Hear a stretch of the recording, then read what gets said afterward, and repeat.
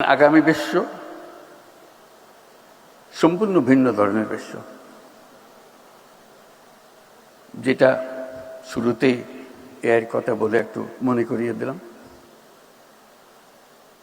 এগুলি বাস্তব হবে, যেগুলো আমরা এখনো চিন্তাও করতে পারছি না, সেগুলি সত্যি হবে, বাস্তব হবে। এবং এর গতি, পরিবর্তনের গতি দ্রুত থেকে দ্রুততর হচ্ছে। এটি হলো 1 নম্বর মেসেজ। আমরা যদি নিজেদের গতি দ্রুত না করি, ওই গতির সঙ্গে নিজেদের সামঞ্জস্য বিধান না করি, কি পরিমাণ দ্রুত গতিতে আমরা পিছিয়ে পড়ব এটা চিন্তাও করা যায়।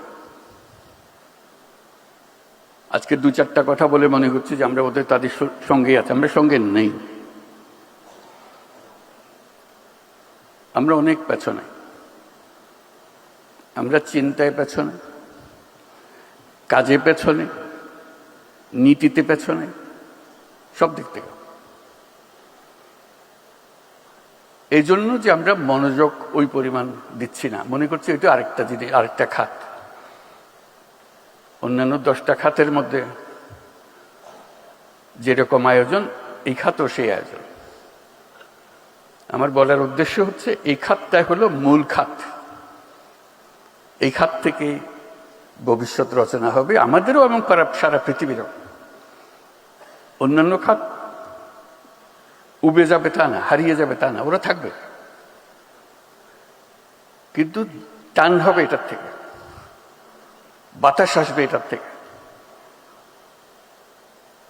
পরিবর্তন আসবে এটার থেকে, এটার ছোঁয়া পাবে অন্যান্য জায়গায়। ওর সঙ্গে সঙ্গ দেওয়ার জন্য তাকে প্রস্তুতি নিতে হবে। আমরা কোনো দিক থেকে এটার প্রতি সজাগ নই। আমরা সনাতন যে সমস্ত চিন্তা, সেটা এই খাতে নিয়ে আসার চেষ্টা করছি। এই খাতের চিন্তা ভিন্ন।